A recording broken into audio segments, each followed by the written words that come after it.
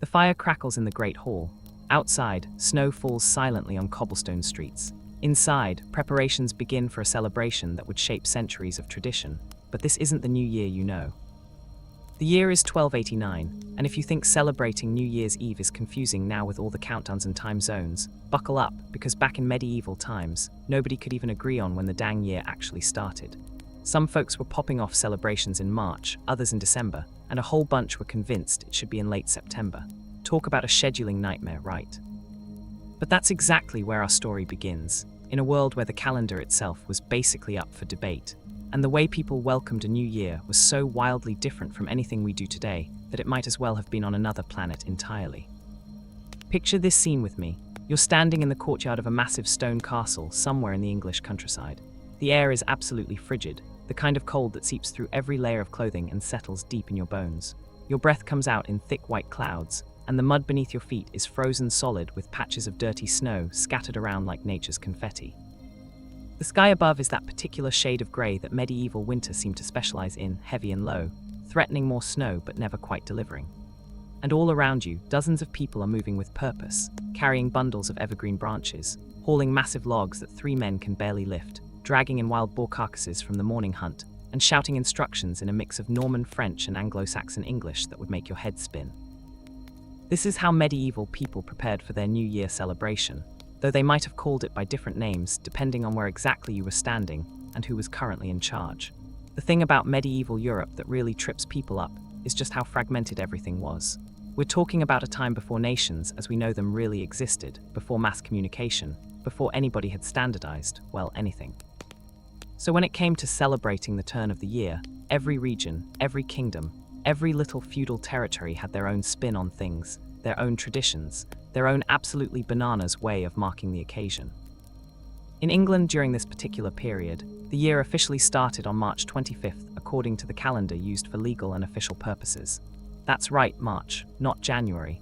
The reasoning behind this had to do with the Feast of the Annunciation, when according to Christian tradition, the angel Gabriel appeared to Mary and told her she'd be giving birth to Jesus. The medieval mind, which loved connecting everything to religious symbolism, decided that the conception of Christ was a pretty solid starting point for a new year. Made sense to them, even if it seems absolutely bonkers to us now. But here's where it gets really interesting. Even though the official legal year might start in March, people didn't necessarily wait until then to throw a massive party. The period around the winter solstice, when the days started getting longer again, had been a time of celebration long before Christianity ever showed up in Europe. The Romans had their Saturnalia, the Norse had their Yule, the Celts had their own winter festivals, and when Christianity rolled through and converted everybody, it didn't completely erase those old traditions. Instead, they got absorbed, transformed, Christianized on the surface but still pagan in their bones. So even if you were a proper medieval Christian, who believed the year technically started in March, you were probably still going absolutely wild during the 12 days between Christmas and Epiphany, which is essentially where our modern idea of the New Year celebration has its deepest roots. Now, before we dive deeper into the actual celebrations, we need to understand something crucial about medieval life that informed absolutely everything they did. These people lived hard, brutal lives that make our worst complaints about Monday mornings look like a walk in the park. If you were a peasant, which most people were, you spent your days engaged in backbreaking agricultural labor that never really stopped. You ate simple food, mostly bread and pottage, with meat being a rare luxury. You lived in a one-room house with a dirt floor, shared with your entire family and possibly some livestock. You bathed maybe once a year if you were lucky. Disease was rampant, violence was common, and your life expectancy was, let's be real, pretty freaking terrible.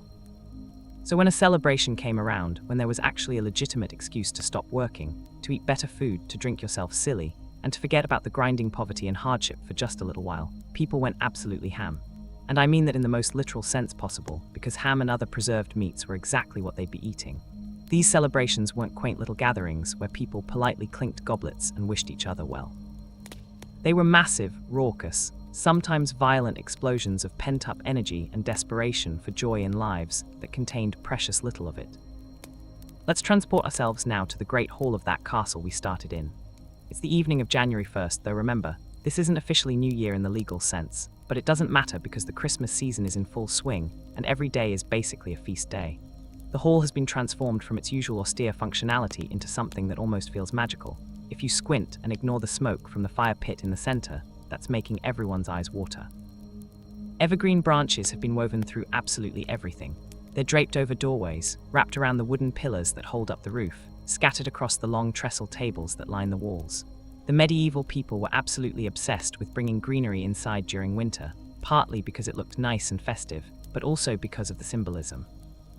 In a world where winter meant death, where crops died and the world turned brown and barren and frozen, these evergreen plants were proof that life continued, that spring would return, that death wasn't permanent.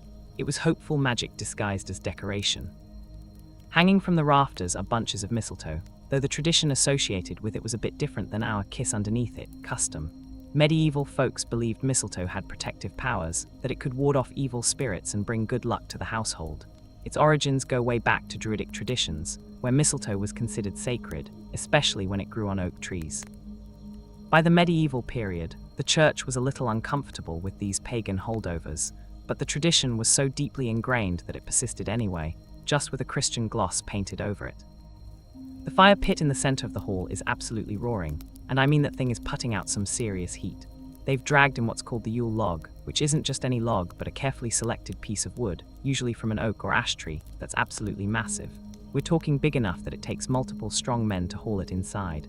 This log is supposed to burn throughout the entire 12 days of Christmas, and there's a whole bunch of superstitions surrounding it. The log from last year's celebration would have been partially saved, and you'd use that old charred bit to light this year's log, creating an unbroken chain of fire stretching back through the years. If the log went out before the 12 days were up, that was bad news, an omen of disaster or bad luck for the coming year. People took this seriously, folks.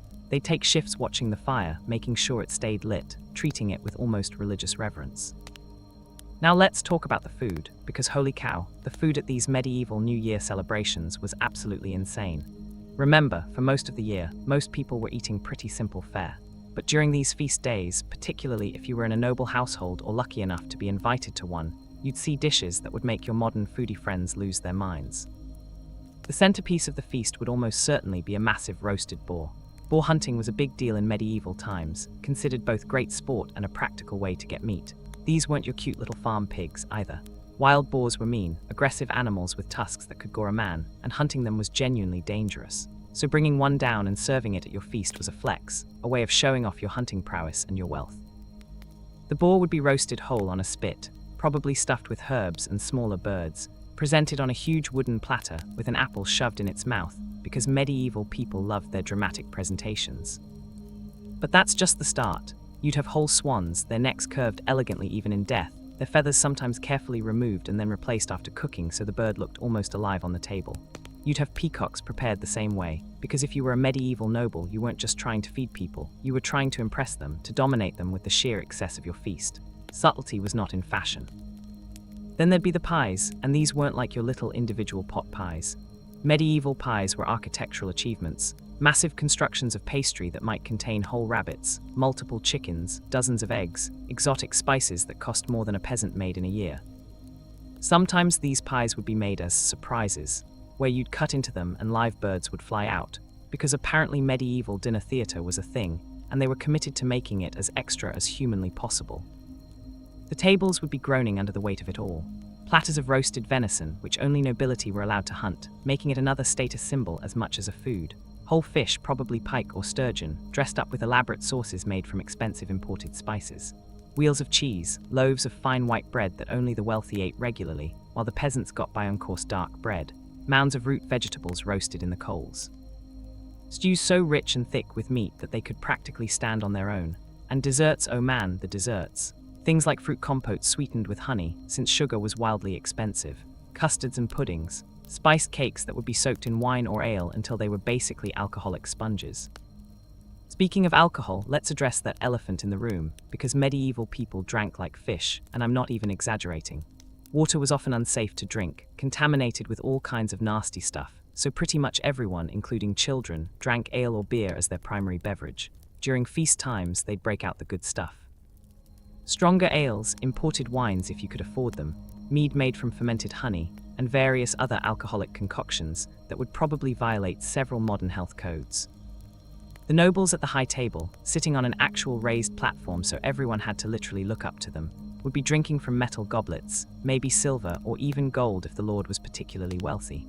The lower status folks would be using wooden cups or drinking horns, knocking back drink after drink, because when else were you going to get this opportunity? The servants would be constantly circulating, refilling cups from large jugs and barrels, and people would be getting progressively more hammered as the night went on. This wasn't considered problematic, by the way. Getting absolutely blasted during feast times was basically expected. It was part of the celebration, part of letting loose. Now imagine the scene in that great hall as the evening progresses. The smoke from the fire and from the candles and rushlights providing illumination is creating this thick haze in the upper reaches of the hall. The noise is absolutely deafening. People are talking, laughing, shouting across the room at each other. Dogs are running around underfoot, fighting over scraps that people are just casually tossing on the floor because that's where garbage went in medieval times. The floor itself is covered with rushes, basically dried grass and reeds that would be periodically replaced, and mixed into these rushes might be sweet-smelling herbs to cover up the worst smells, though it was a losing battle. Musicians are playing in one corner, and medieval music is wild, folks. You've got people on lutes and harps and fiddles, drums and flutes and these weird instruments called hurdy-gurdies that sound like a bagpipe had a baby with a violin. The songs are raucous drinking songs, bawdy tunes about romance and drinking and fighting, religious hymns that everyone knows the words to, and traditional ballads telling stories of heroes and battles.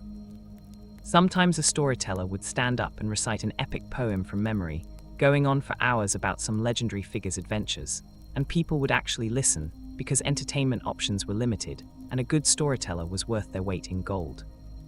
And then there's the dancing. Oh boy, the dancing. Medieval dancing was energetic and physical in a way that would surprise people who think of it as all stately and formal.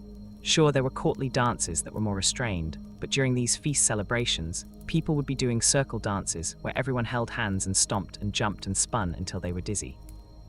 There were line dances, partner dances, dances where people would show off their athletic ability by leaping and kicking. People would dance until they literally couldn't anymore, collapsing in sweaty, drunken heaps before catching their breath and diving back in. But here's something that might surprise you. Mixed in with all this revelry, with all the eating and drinking and dancing and general chaos, there were moments of genuine religious observance. Because for medieval people, the sacred and the profane weren't separate categories the way we think of them now. They existed all jumbled together. So in the middle of the feast, a priest might stand up and offer a blessing. Everyone would quiet down, bow their heads, listen respectfully, and then go right back to getting hammered and stuffing their faces the second he finished. Churches would hold special masses and services throughout the 12 days of Christmas, and people would actually attend them, sometimes stumbling and still drunk from the previous night's festivities, but attending nonetheless. There was also this tradition called mumming that was huge during the medieval New Year period. Groups of people, often young men, would dress up in elaborate costumes and masks, sometimes disguising themselves as animals or monsters or characters from popular stories, and they'd go from house to house performing little plays or songs. This was part entertainment, part begging, because the householder was expected to reward the mummers with food, drink, or coins. The performances could be funny, bawdy, sometimes a little threatening. There was this element of social inversion to mumming, where normal rules of behavior were temporarily suspended. A peasant dressed as a king could mock actual authority figures, could say things that would get him in serious trouble any other time of year, and it was allowed, even encouraged, because these feast days were meant to be a time when the world was turned upside down. This ties into something called the Feast of Fools, which was this absolutely bonkers tradition that the church officially disapproved of but couldn't quite stamp out. During this celebration, which happened on January 1st in some regions, the lower clergy and regular folks would elect a Pope of Fools or Bishop of Fools, basically someone to preside over a mock religious service that was a complete parody of the real thing. People would wear their clothes backwards, sing hymns with nonsense words, perform the mass while eating sausages and playing dice on the altar.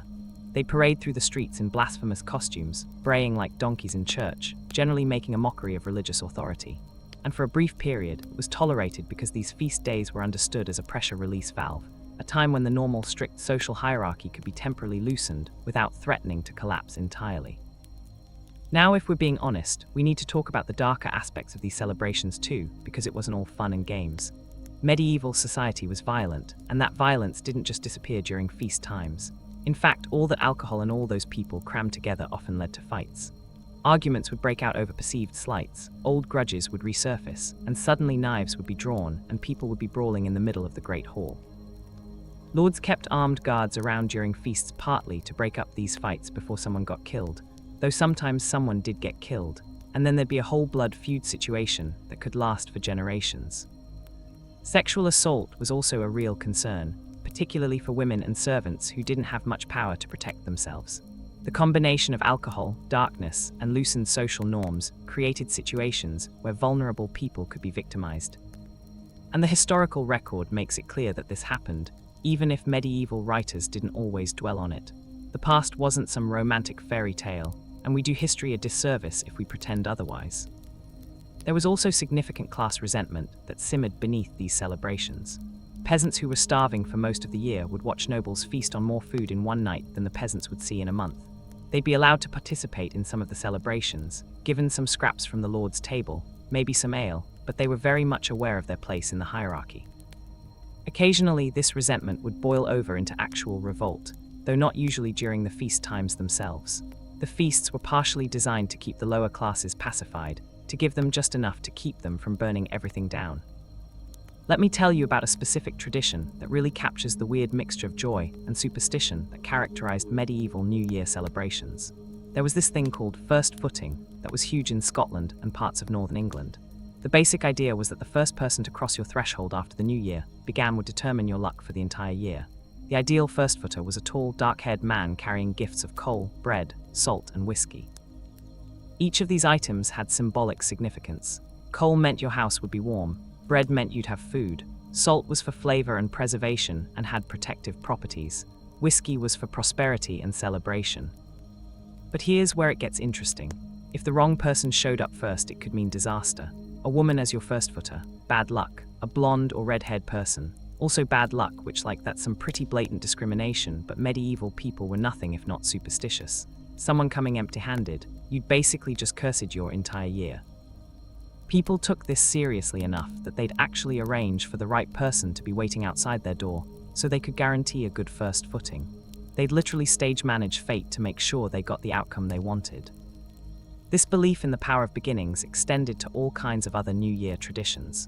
Whatever you were doing when the year turned, that's what you'd be doing for the rest of the year.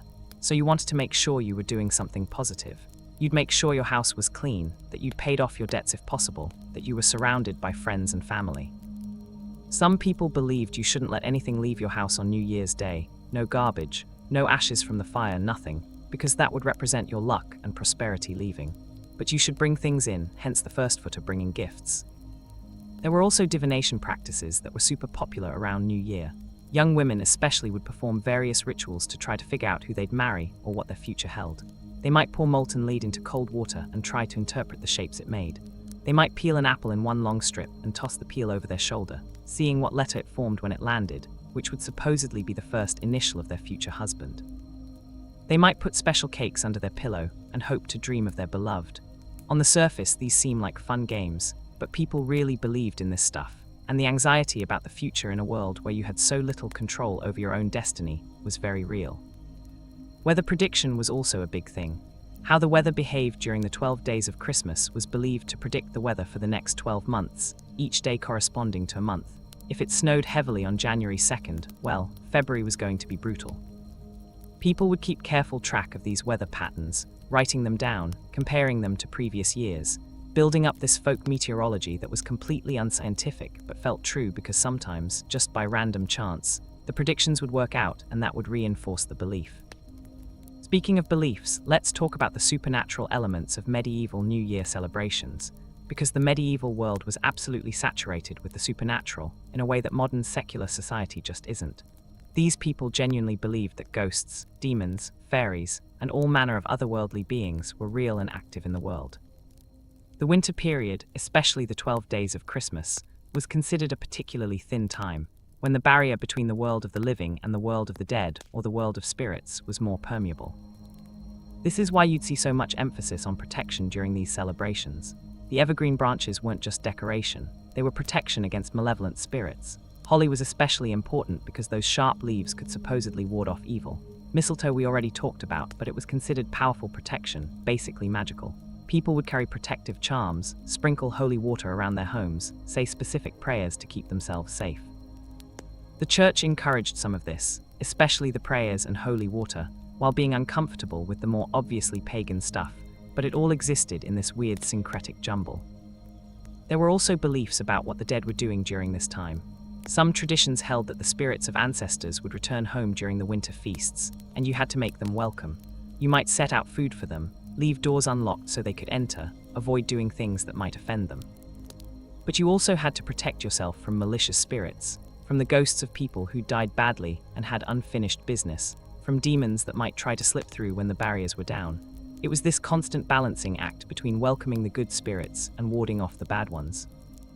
The wild hunt was another supernatural belief that was huge in medieval culture.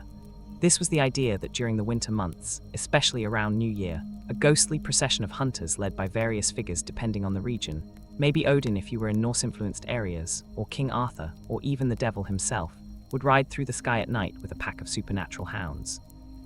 If you heard them coming, you had to get inside immediately and stay there, because seeing the wild hunt meant death or being swept up into the hunt yourself, doomed to ride with them forever. People genuinely believed they heard this, the sound of horns and baying hounds and thundering hoofbeats in the sky, and would huddle terrified in their homes until it passed. This gives you a sense of how the medieval mindset worked. The world was full of forces beyond human control, and you navigated it through a combination of religious faith, folk magic, community traditions, and sheer luck. The New Year celebrations were partly about having a good time, but they were also about trying to ensure good fortune, about placating or partnering with supernatural forces, about starting the year off on the right foot in every possible way.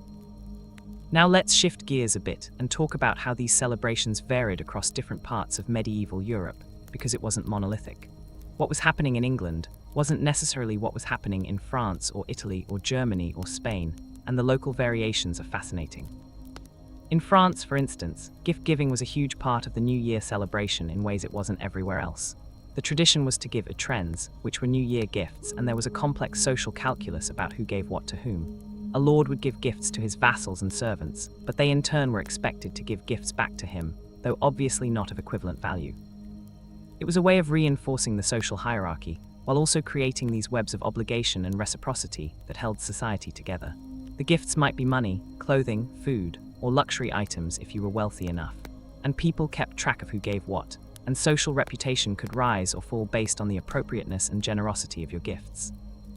In Germany, there was huge emphasis on fortune-telling and divination, even more so than elsewhere. They'd do this thing called Bläjesen, which we mentioned before, pouring molten laid into water and interpreting the shapes. But they had dozens of other methods too.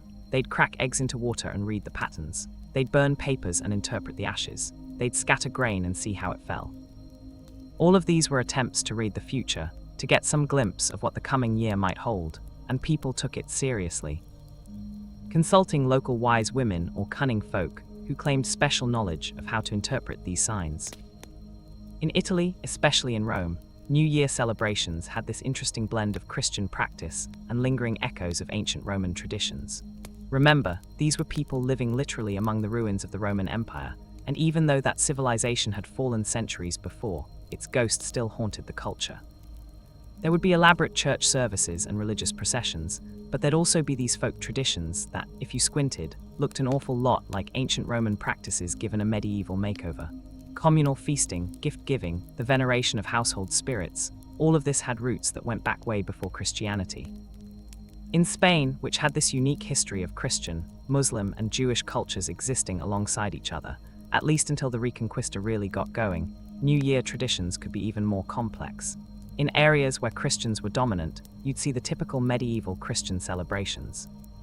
But there might also be influences from Islamic calendar celebrations, or from Jewish traditions, all kind of bleeding into each other at the edges, in ways that the church wasn't always happy about but couldn't completely control.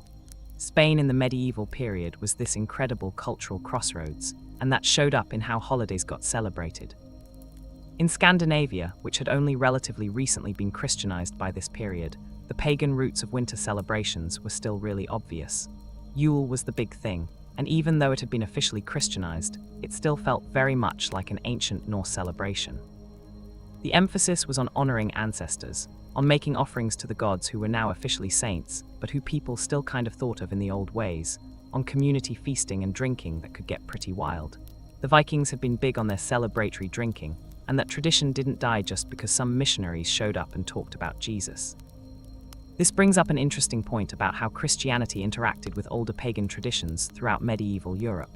The church's strategy was generally not to completely destroy old customs, but to co-opt them, to give them Christian meanings and incorporate them into the church calendar.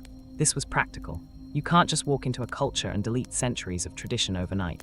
People would resist, or they'd just practice their old ways in secret. So instead you'd say, okay, you want to celebrate the winter solstice with feasting and bonfires and bringing greenery inside. Cool, we're calling that Christmas now, and all those practices are actually about celebrating Jesus' birth. You want to honor the dead and believe in spirits during the dark winter months. Great, we've got All Saints' Day and All Souls' Day for that. We'll Christianize the language around it, but you can basically keep doing what you were doing. This is why medieval Christianity, especially at the folk level, often looked so different from the official church doctrine. Peasants weren't reading theological treatises. They were learning religion from local priests who often weren't much more educated than they were, and they were blending that Christianity with older folk beliefs that had been passed down for generations.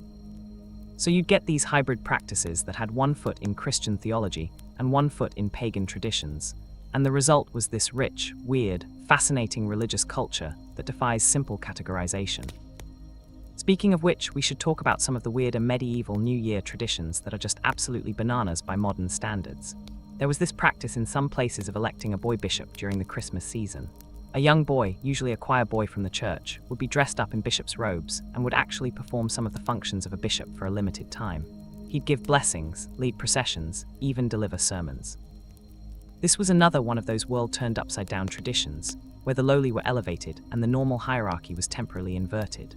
The boy bishop would reign until December 28th, the Feast of the Holy Innocents, which commemorated Herod's massacre of the infants in the Bible. There's something kind of dark about that timing, when you think about it, celebrating children's temporary power while also commemorating the slaughter of children, but medieval symbolism worked in complex ways.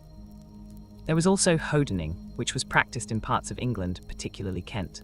A group of men would carry around a wooden horse's head mounted on a pole, covered with a sheet to make a kind of horse costume, and they'd go door to door performing for food and drink. The horse head would snap its wooden jaws at people, and the whole thing was supposed to be entertaining, but also a little bit threatening. The origins of this practice are murky, possibly going back to ancient horse worship or folk beliefs about animal spirits, but by the medieval period, it had become a Christmas and New Year tradition that people did because they'd always done it, and stopping would feel wrong, like you'd be inviting bad luck. In Scotland, there was Hogmanay, which was their word for New Year's Eve, and it involved traditions like guising, where people would disguise themselves and go door to door, again performing for treats. There was also this practice of cleaning your house completely before the new year, settling all your debts, and making sure any old grudges or arguments were resolved. The idea was that you wanted to enter the new year with a clean slate, both literally and metaphorically. Then at midnight, there'd be this tradition of flinging open all your doors and windows to let the old year out and the new year in, and people would kiss and embrace and wish each other well. But remember, this is Scotland in winter, so flinging open all your doors and windows meant blasting freezing cold air through your house, but they did it anyway because tradition. Wales had the Mari Elwyd, which is simultaneously one of the coolest and creepiest folk traditions ever. People would take an actual horse's skull, decorate it with ribbons and bells, mount it on a pole with a sheet for the body, and then carry this thing around to houses. But here's the twist. When they knocked on your door, you'd have a battle of rhyming insults and boasts sung back and forth. The Mari Elwyd party would sing about how great they were and how you should let them in. You'd sing back about how they suck and should go away. This would go on for several rounds, and the quality of your rhymes mattered. If the Mari Elwyd party outrhymed you, you had to let them in and give them food and drink. If you won the rhyme battle, they'd move on to the next house. Can you imagine? Your New Year's celebration involves getting into a poetry slam battle with a horse skull. Medieval people were wild. Now, I want to take a moment here to talk about something we haven't really addressed yet, which is the role of women in these New Year celebrations. Medieval society was deeply patriarchal, and women's experiences of these festivities were both similar to and different from men's in important ways. For noble women, the feast period was one of the few times when they'd have something approximating leisure and enjoyment. Most of the year they were managing huge households, which was actually incredibly demanding work, overseeing dozens or hundreds of servants, managing finances, organizing the logistics of feeding and clothing everyone, dealing with medical issues, resolving disputes. During the feast times, a lot of that responsibility would ease up, and they could actually participate in the entertainment and celebration. They'd dress in their finest clothes, jewelry if they had it, and they'd sit at the high table with their husbands, watching the entertainment, eating the good food. But they were also expected to maintain certain standards of behavior that men weren't held to. A noblewoman could drink and enjoy herself, But if she got as publicly, messy drunk as the men routinely did, that would damage her reputation. She could dance, but always with the awareness that she was being watched and judged. And of course, she had to be constantly vigilant about her safety and her reputation, because sexual assault was a real danger, and if it happened, medieval society would often blame the victim, saying she must have invited it somehow by her behavior. For peasant women, the feast period was even more complicated. On one hand, they got to participate in the festivities, got some relief from their constant labor. On the other hand, they were expected to do much of the work of preparing the feast, cooking the special foods, serving the men, cleaning up the mess afterward, and they were even more vulnerable to violence and assault than noblewomen were. A peasant woman had basically no legal recourse if a nobleman or even a male peasant decided to assault her during the chaos of the festivities. The church preached about morality and sin, but when push came to shove, medieval justice didn't protect women very well, particularly poor women. That said, there were some traditions during the New Year period that were specifically for women, or that gave women temporary elevated status. In some regions, there'd be a women's Christmas on January 6th, the Feast of the Epiphany, when women were given a day to rest while men did the household chores. This was a role reversal tradition like the Boy Bishop or the Feast of Fools, temporarily upending the normal gender hierarchy. Whether men actually did a good job with those chores, or just half-assed everything while the women watched and sighed in exasperation, is of course lost to history, but I have my suspicions. There were also divination practices, as we mentioned, that were particularly associated with women, especially young unmarried women anxious about their future prospects. In a society where a woman's entire life trajectory depended on who she married, and where she often had little say in that choice, these fortune-telling practices were both entertainment and genuine attempts to get some control, some foreknowledge, some sense of agency in a situation where they had very little. It's worth pausing to really sit with that reality for a moment. We can talk about the fun stuff, the feasting and dancing and weird folk traditions, but underneath it all was this grinding reality of medieval life that affected women especially hard. Most women were married young, often to men they didn't choose. They'd spend much of their adult lives either pregnant or nursing children. Childbirth was incredibly dangerous, and plenty of women died giving birth or from complications afterward. If they survived that, they could expect a life of constant labor, physical abuse that was considered a husband's right, and very little legal protection. The celebrations, the brief moments of joy and leisure, were even more precious because of how hard the rest of life was. Okay, let's shift back to the celebrations themselves because there's still so much to cover. One of the things that really characterized medieval New Year festivities was the sheer duration of them. This wasn't a one-night party and then back to normal life. The 12 days of Christmas stretched from December 25th to January 6th, and during that entire period, normal work was supposed to stop.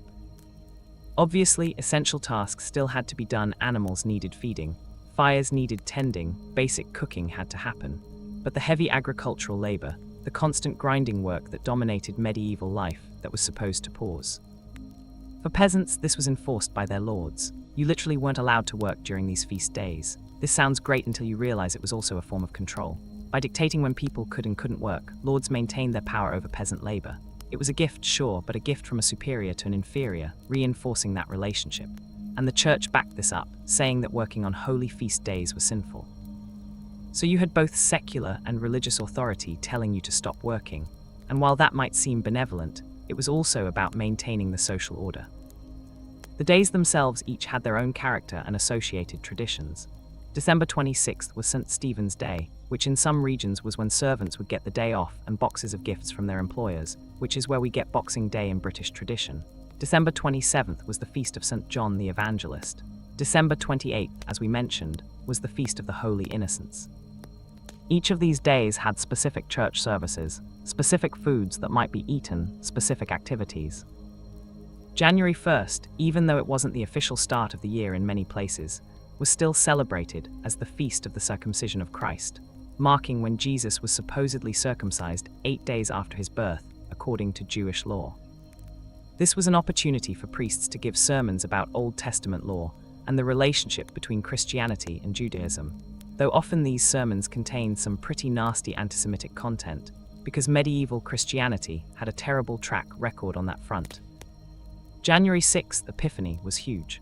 This was when the 3 wise men supposedly arrived to see baby Jesus, and it marked the end of the Christmas season. In many places, this was actually a bigger celebration than Christmas Day itself.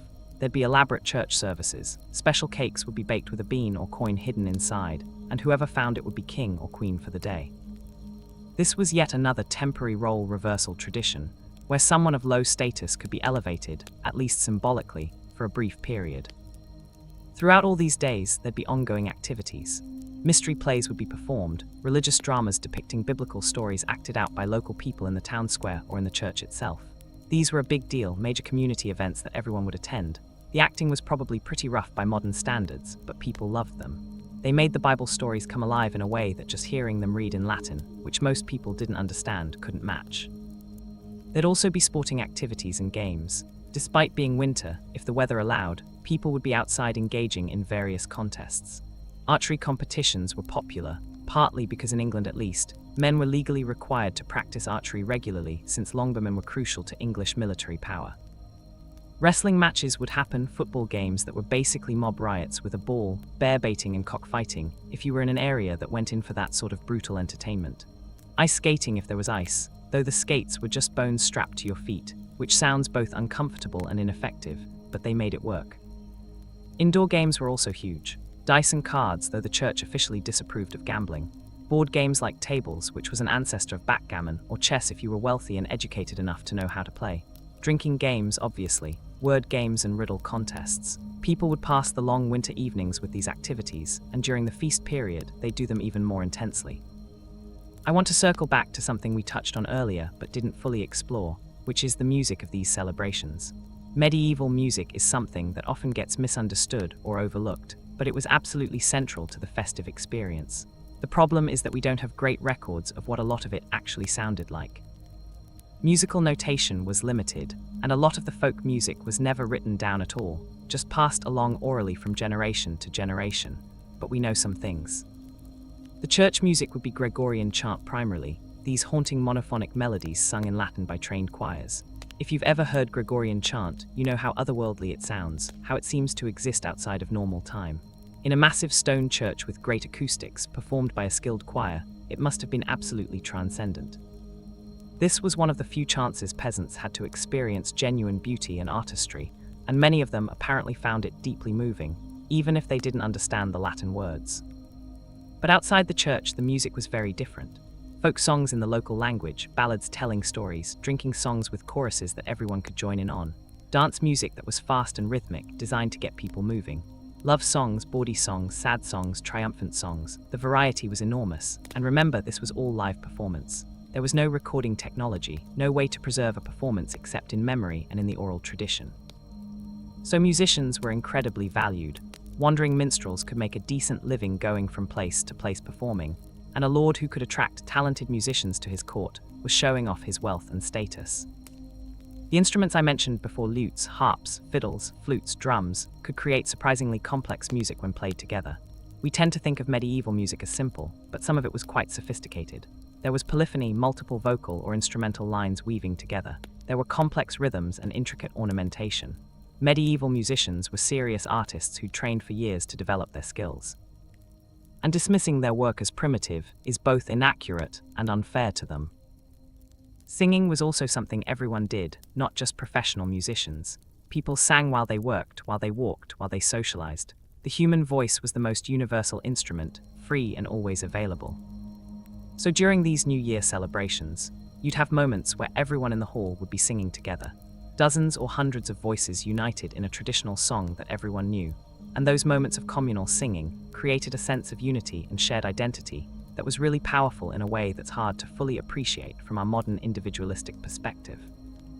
Now, before we go further, I want to take a quick moment to remind you that if you're enjoying this deep dive into medieval New Year celebrations, you can help support content like this by hitting that like button and leaving a comment letting me know what aspect of medieval life you'd like to hear about next. And if you haven't already subscribed to Dreamless Timelines, do that now because we've got so many more fascinating historical stories coming your way and you won't want to miss them. Seriously, the algorithm loves when you engage, and it helps other people find these videos, so take 2 seconds and show some love. Your support genuinely makes a difference. Alright, back to medieval New Year celebrations. Let's talk about what happened when things went wrong, because they absolutely could and did. Despite all the planning, all the traditions meant to ensure good luck and prosperity, sometimes disaster struck during these celebrations, and medieval people had to figure out how to interpret and respond to that. Say the Yule log went out before the 12 days were up. This was considered a terrible omen, suggesting that someone in the household would die in the coming year or that some other calamity would befall them. When this happened, people would panic, scrambling to relight it from the preserved piece of last year's log, performing additional protective rituals, maybe calling in a priest to bless the fire and the household. Whether the log going out was actually predictive of disaster, or whether people's anxiety about it became a self-fulfilling prophecy, is an interesting question, but the belief was real and the fear was real. Or say someone died during the 12 days of Christmas. This actually wasn't that uncommon. Medieval life expectancy was low, and people died all the time from things we'd consider minor today. But a death during the feast period was especially tragic and especially ominous. It would cast a pall over the entire celebration. The household would go into mourning, festivities would stop, and there'd be this sense that the year was starting off cursed. Funerals would be held, but they'd have to work around the feast day restrictions, and the whole thing would be complicated and fraught with conflicting emotions. Or sometimes the disasters were more communal. A fire breaking out and destroying houses, which happened with distressing frequency in a time when everything was made of wood and heated by open flames and everyone was drunk. A brawl escalating into a full riot. A disease outbreak. Medieval life was precarious, and the celebrations couldn't completely protect people from that reality. When disaster struck during what was supposed to be a joyful time, it hit even harder, felt even more unfair. There are historical records of some truly catastrophic events happening during medieval New Year celebrations. Buildings collapsing under the weight of too many people crammed inside for a feast, people freezing to death trying to get home drunk through a winter storm, food poisoning outbreaks from meat that had gone bad, fights that turned deadly. This wasn't common, but it happened, and when it did, it became part of local lore, a story that would be told and retold as a cautionary tale. But even when disaster didn't strike, the end of the 12 days of Christmas was always tinged with melancholy, because what came next was the return to normal life, to the hard work and harsh conditions that characterized most of the medieval year. January and February were the hardest months in the medieval agricultural calendar. Food from the previous harvest was running low. It was too cold to plant anything new.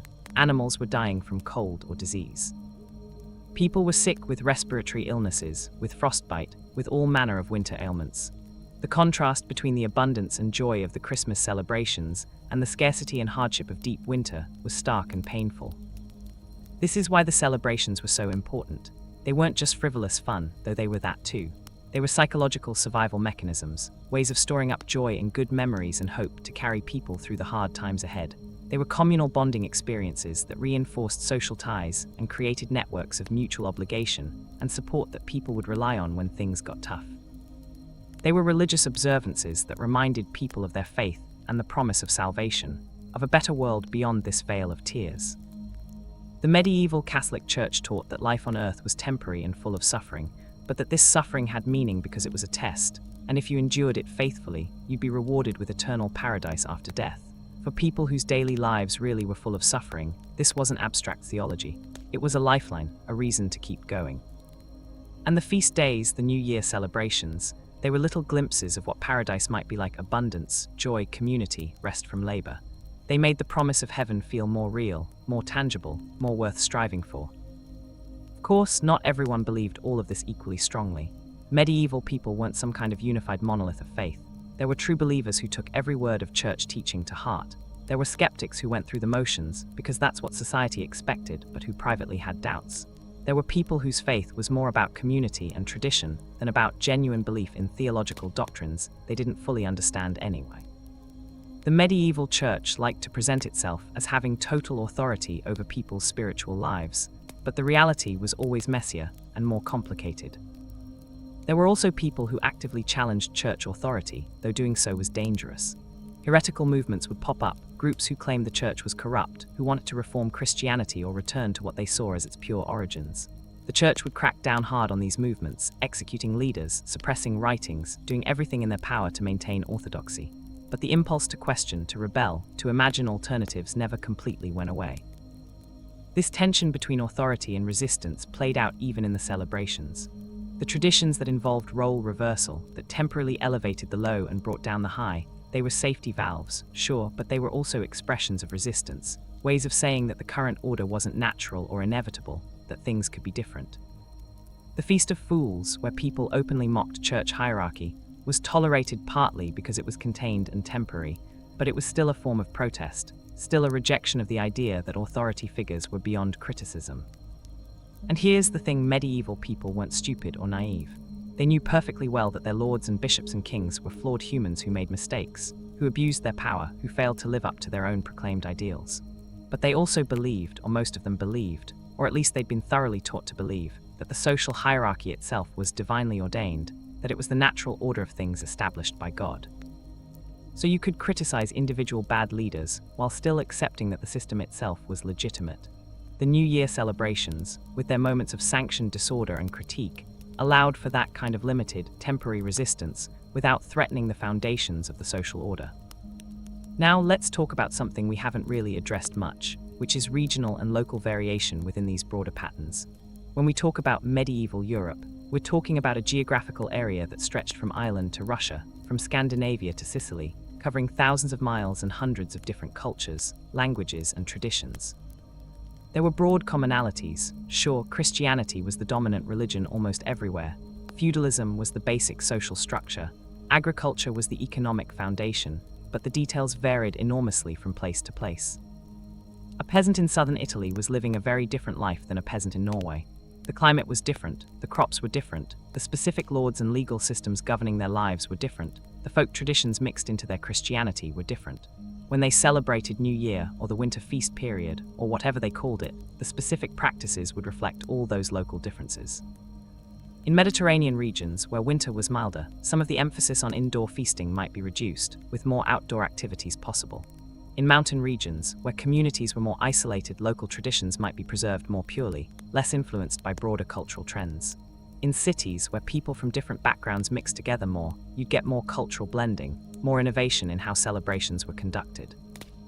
Port cities with lots of trade would have access to imported luxuries that inland areas didn't, so their feasts might feature exotic spices, foreign wines, goods from distant lands that added an extra element of luxury and strangeness to the celebrations. The language people used also varied wildly. Latin was the language of the church and of educated people across Europe, but regular folks spoke dozens of different languages and dialects. Norman French was spoken by the nobility in England after the conquest, while peasants spoke various forms of English. In France, there were multiple regional languages: Occitan in the south, Breton in Brittany, various dialects of what would eventually become standardized French. In the Holy Roman Empire, you had German, but also Czech, Polish, Italian, and other languages all jumbled together. Spain had Castilian, Catalan, Basque, Arabic in the Muslim-controlled regions, Hebrew among Jewish communities. Italy was a patchwork of city-states and regions, each with their own dialect. This linguistic diversity meant that songs, stories, prayers, all the verbal components of the New Year celebrations, would sound completely different depending on where you were. A drinking song in English sounded nothing like one in German or Italian.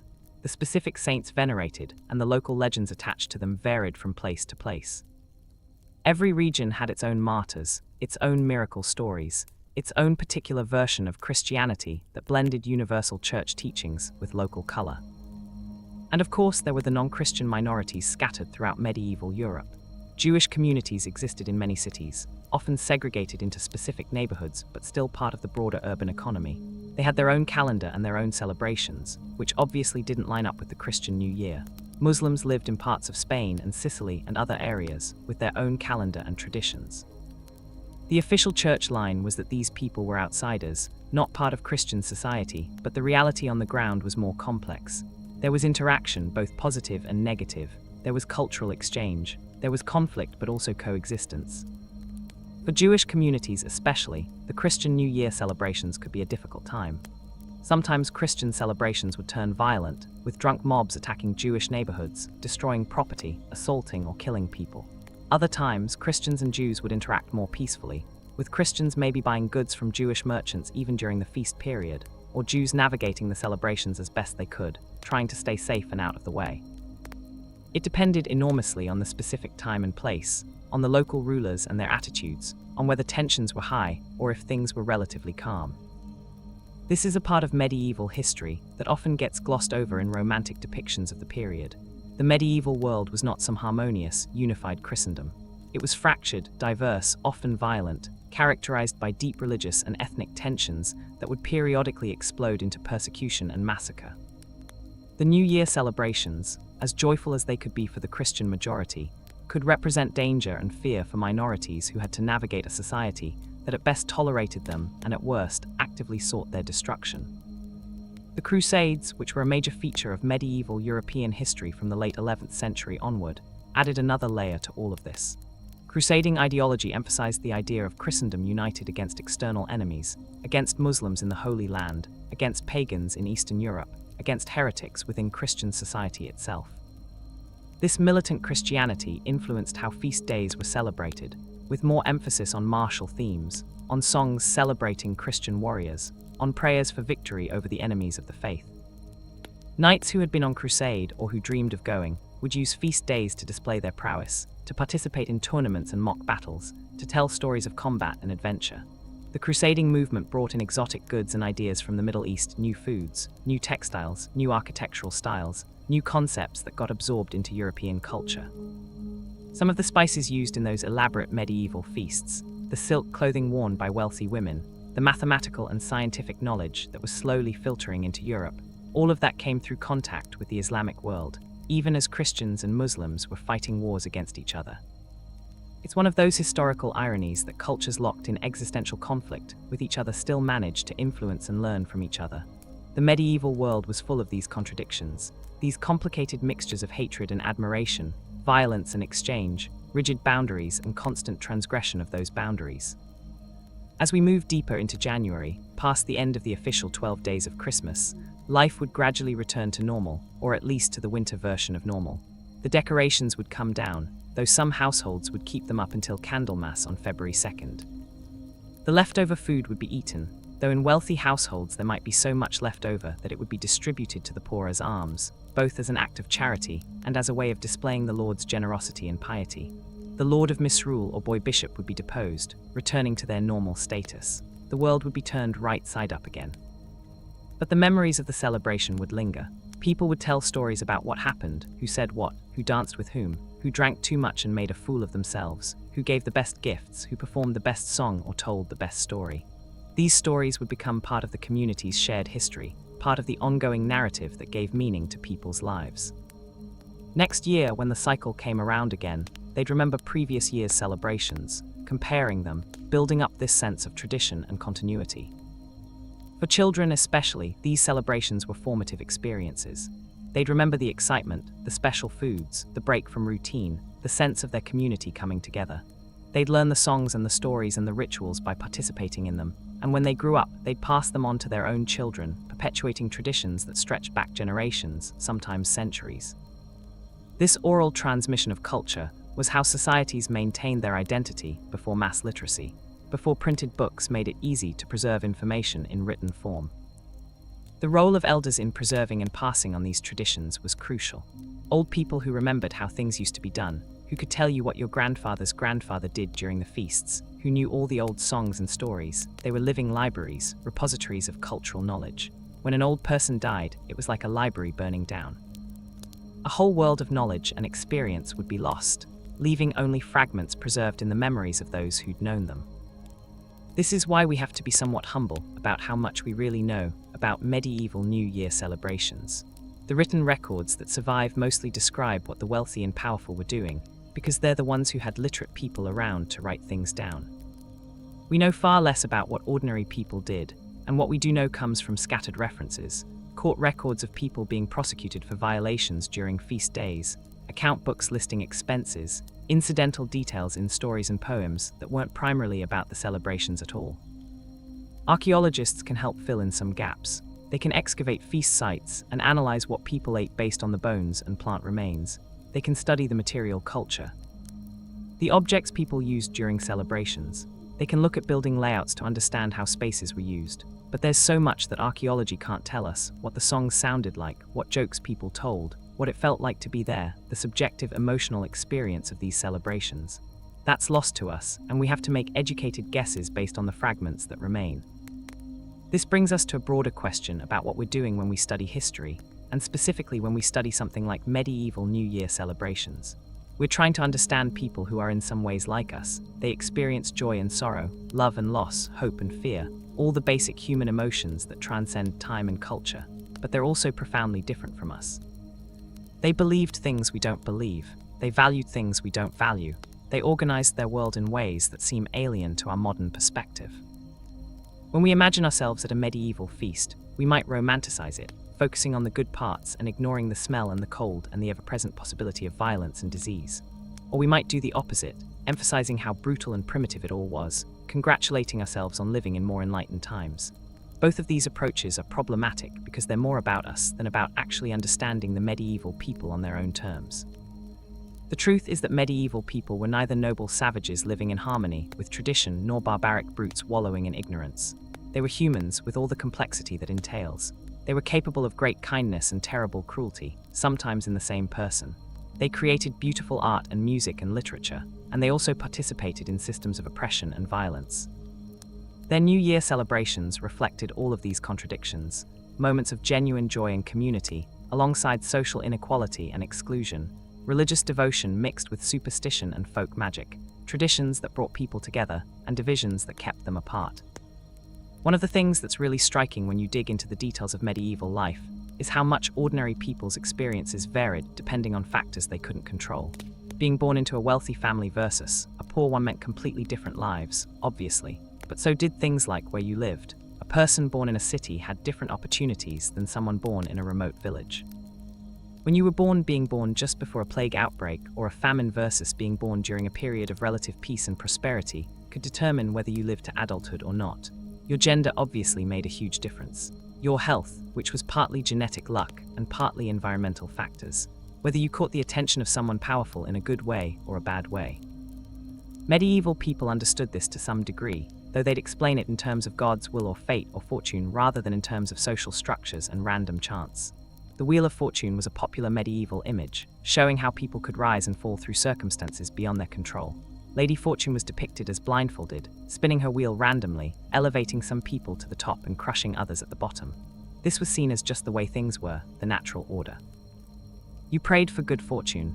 You tried to live virtuously in hopes that God would reward you, but you also understood that you had limited control over your destiny.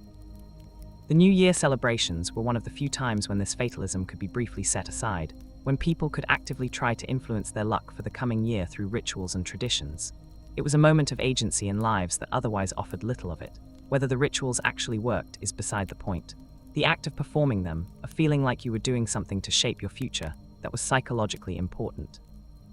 It gave people a sense of control, even if that control was largely illusory.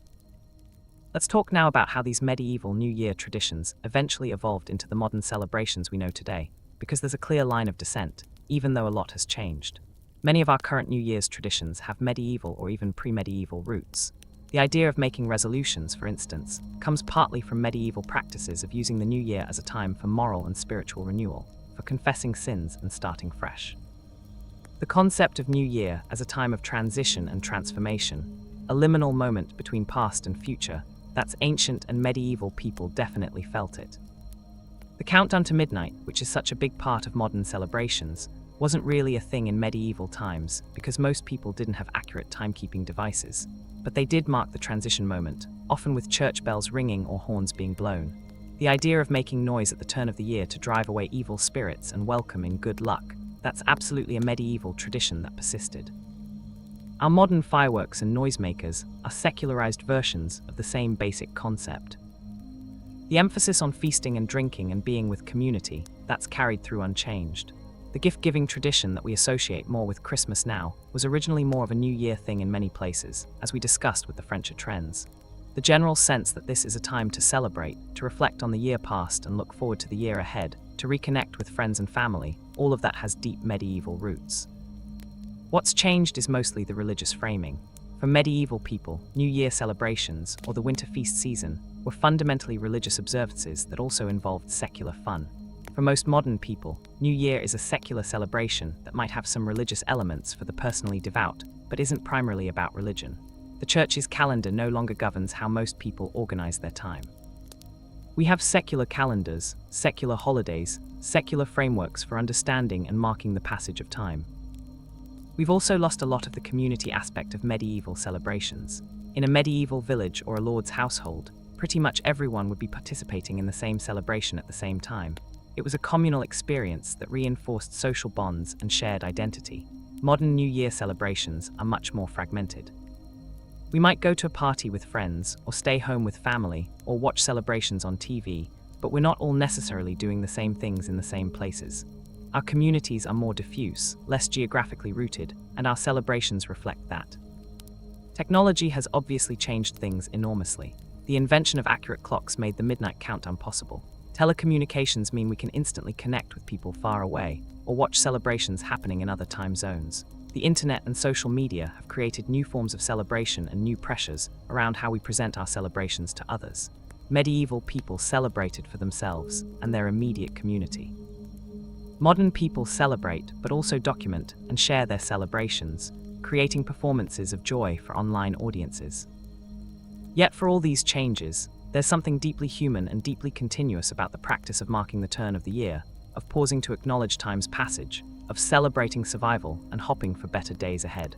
Medieval peasants doing this in the 13th century and modern people doing it in the 21st century are connected by that basic human impulse, even if the specific forms it takes have evolved dramatically. As we think about medieval New Year celebrations in comparison to our own, it's worth asking what we might have lost along the way and what we might have gained. We've certainly gained in material comfort. Our lives are warmer, safer, healthier, longer than medieval people could have dreamed. We don't face the same existential uncertainties, the same constant proximity to death and disaster. Our celebrations don't carry the same desperate quality, the same sense of having to squeeze every drop of joy out of a brief respite from suffering. But maybe we've lost some of that intensity, that sense of celebration as a communal act of resistance against hardship and death. Maybe our celebrations are sometimes more performative than transformative, more about going through expected motions than about creating genuine meaning. Maybe the loss of those shared traditions, those rituals that everyone in a community participated in and that connected them to generations past, maybe that leaves us feeling a bit rootless, a bit disconnected from history and from each other. Or maybe that's romanticizing the past in exactly the way I warned against earlier. Maybe medieval people would look at our modern celebrations with envy, wishing they could have our abundance and our freedom, our ability to celebrate without fear of starvation or violence, our longer lives and better health. Maybe they'd think we were crazy to feel nostalgic for their difficult, dangerous world. The truth, as usual, is probably somewhere in between. We can appreciate what we have while also recognizing that we've lost some things that had value. We can learn from medieval traditions without wanting to fully recreate them. We can take inspiration from how medieval people found joy and meaning in harsh circumstances without pretending those circumstances were actually desirable. One thing that really stands out when you study medieval celebrations is the role of ritual and tradition in creating meaning. Modern culture tends to be suspicious of ritual, associating it with empty formalism or with authoritarian control. We value authenticity, spontaneity, individual expression, and there's definitely value in those things. But medieval people understood something important about ritual, which is that repeated, meaningful actions performed in community can be profoundly powerful. They can create shared experiences that bond people together. They can mark important transitions. They can provide continuity and stability in a changing, uncertain world. When a medieval person sang the same songs at New Year that their parents and grandparents had sung, when they performed the same rituals, when they ate the same special foods, they were participating in something bigger than themselves. They were part of a tradition that stretched back into the misty past, and that would hopefully continue into the future. There was comfort and meaning in that continuity, a sense of being connected to something enduring. Modern people often lack that sense of connection to tradition. We're encouraged to invent ourselves, to break with the past, to do things our own way. And again, there's value in that freedom and creativity, but it can also be exhausting and isolating. Sometimes people are hungry for ritual and tradition, for something that connects them to other people and to history, and they go looking for it in various places. Some people find it in religion, others in constructed traditions like fandoms or subcultures, others in revived or invented rituals that borrow from various sources. The neo-pagan movement, for instance, has borrowed heavily from medieval and pre-medieval traditions, reconstructing celebrations like Yule based on historical research and on educated guesswork where the historical record is incomplete. People celebrate these holidays not because they were raised in an unbroken tradition going back centuries, but because they're choosing to adopt traditions that feel meaningful to them. Whether that's legitimate or artificial is a question people argue about, but the impulse behind it, the desire for meaningful ritual and connection to the past, that's very real and very human. So maybe one thing we can take from studying medieval New Year celebrations is permission to be more thoughtful and intentional about how we mark important transitions in our own lives. Maybe we don't need to recreate medieval traditions exactly, but we can think about what they were trying to accomplish: community bonding, moral renewal, connection to the sacred, celebration of survival, hope for the future, and figure out ways to accomplish those same goals in our own context. We could be more deliberate about creating moments of genuine community, not just parties, but gatherings where people connect meaningfully.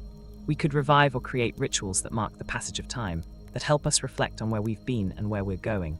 We could find ways to honor the past without being imprisoned by it, to create continuity while also allowing for growth and change.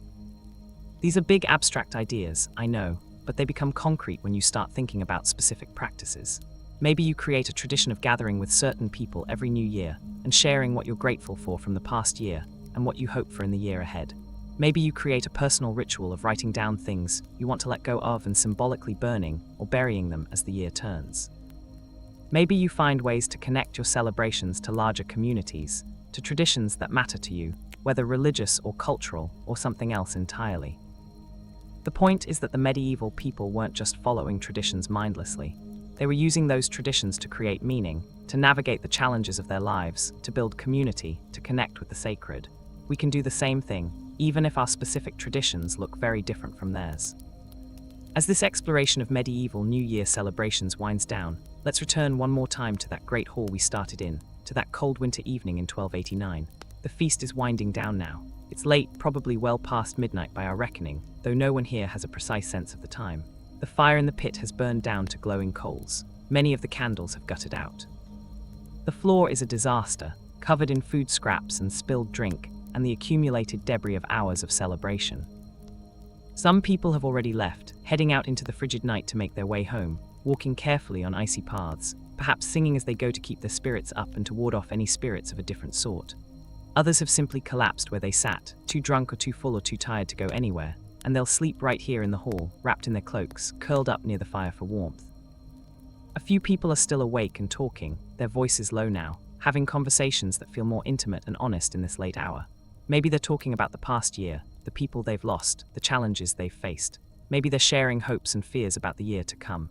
Maybe they're just enjoying each other's company in that warm, tired, slightly melancholy way that comes at the end of a good celebration. Up at the high table, the Lord and Lady are still there, though they look as exhausted as anyone. They've presided over this feast, fulfilled their obligations as hosts, reinforced their position in the social hierarchy through their generosity. But they're also just people, and they're tired, and maybe they're wondering if it was all worth it, all the expense and effort and stress. Though of course it was worth it. They had to do it. Tradition demanded it. Their position required it. And besides, for a brief time, they created something special, a moment of joy and abundance in a world that offered too little of both. One of the musicians is still plucking quietly at his lute, playing a slow, melancholy melody that suits the mood of the moment. It's not a song anyone recognizes, just improvisation, notes floating through the smoky air like small prayers or wishes. Someone near the fire is humming along, not quite in tune, but nobody minds. Outside, snow is beginning to fall again, quiet and steady, covering the world in white. It's beautiful in its way, though it means travel will be harder tomorrow, means more cold to endure, means winter is tightening its grip. But for now, for this moment, inside the hall where the fire still glows and people are still together, there's a sense of peace, of completion, of having properly marked the turning of the year. This is what the celebration was really about, not just the food and drink and entertainment, though those were important, but this feeling of having paused, of having acknowledged that time is passing, that life is hard but also sometimes good, that we're all in this together, that there's meaning and beauty to be found even in difficult circumstances. Medieval people understood something we sometimes forget in our modern busyness, which is the importance of marking time, of creating moments that stand out from the regular flow of days, moments that we'll remember, that will become part of our story. They understood that life isn't just a series of tasks to be completed, but a journey to be experienced, and that journey needs landmarks, celebrations, pauses for reflection and connection. As that musician continues playing and the fire burns lower and the people in the hall drift towards sleep, there's a sense of time suspended, of being between moments, between the year that was and the year that will be. And in that liminal space, anything feels possible. The new year could be better. The harvests could be good, the Lord could be just, the children could stay healthy, peace could continue, love could bloom, life could improve. These hopes probably won't all be fulfilled. Most of them won't be fulfilled. Medieval life was too hard, too uncertain, too dominated by forces beyond individual control for hopes to reliably become reality. But the hopping itself matters. The act of celebrating, of marking the new year with joy and ritual and community, that matters regardless of what actually happens in the months ahead. It's an act of defiance against despair, a refusal to let hardship crush the human spirit, a declaration that life is worth celebrating even when it's difficult. And that's a lesson that transcends the medieval period, that speaks to people in any era facing any challenges. We celebrate not because everything is perfect, but because celebration itself is an act of hope and resistance. We mark the passage of time not because we control where time is taking us, but because the marking itself helps us make sense of the journey. We come together not because we always get along, or because community is easy, but because being human is fundamentally about connection, about sharing our brief lives with other people who are also just trying to figure it all out. So as we think about those medieval people celebrating New Year in their great halls and village squares, stumbling through the snow to get home, performing their rituals and traditions, let's recognize both how different they were from us and how fundamentally similar. They were humans trying to live meaningful lives in challenging circumstances, finding joy where they could, supporting each other as best they could, hopping for better even when experience suggested hope was foolish. We're doing the same thing, just with different challenges and different resources and different frameworks for understanding the world. But the basic task is the same: to live well, to find meaning, to connect with others, to celebrate the good when it comes and endure the bad when it arrives, to pass something valuable on to those who come after us. The medieval New Year celebrations we've explored tonight weren't perfect. They were exclusive in ways we'd now consider unjust. They were based on beliefs we no longer share. They included practices we'd find uncomfortable or offensive. But they were also genuine attempts by real people to create meaning and joy, to mark important transitions, to build and maintain communities, to connect the mundane and the sacred, to face an uncertain future with hope and courage. And maybe that's the most important thing we can take from this long night's journey through medieval New Year celebrations.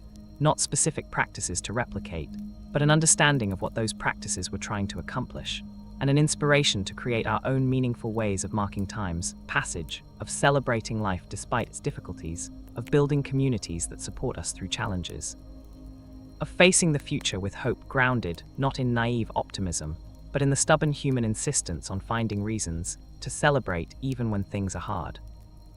The fire in that medieval great hall has burned down to coals now. The last musicians have stopped playing, the voices have quieted, people are sleeping or heading home or sitting in quiet contemplation. Outside, the snow continues falling, and somewhere in the distance, a church bell rings, marking another hour past, another moment in the endless flow of time. And with that, our exploration of how medieval people celebrated the New Year comes to an end. I hope you've enjoyed this journey through history, this glimpse into a world so different from ours yet connected to us by those threads of shared humanity that run through all times and places. If you made it all the way to the end of this deep dive, thank you for sticking with me. Your attention means everything, and I hope this story helped you think about history in a new way, or gave you some perspective on your own celebrations and traditions, or at the very least helped you drift off to sleep with your mind full of images of medieval feasts and winter celebrations. Don't forget to like this video, leave a comment sharing your thoughts, and subscribe to Dreamless Timelines for more historical explorations. Your support helps me create more content like this, diving deep into historical topics that don't always get the attention they deserve, telling stories that bring the past to life in ways that feel immediate and relevant. Until next time, may your own New Year celebrations, whether they happen in January or March or whenever you choose to mark them, be filled with meaning and joy, with good food and better company, with hope for the future grounded in gratitude for the past and appreciation for the present. May you find your own rituals and traditions that connect you to something larger than yourself, that help you navigate the challenges of your life, that give you reasons to celebrate even when celebrating seems hard. Sleep well, dream deep, and I'll see you in the next story. Good night.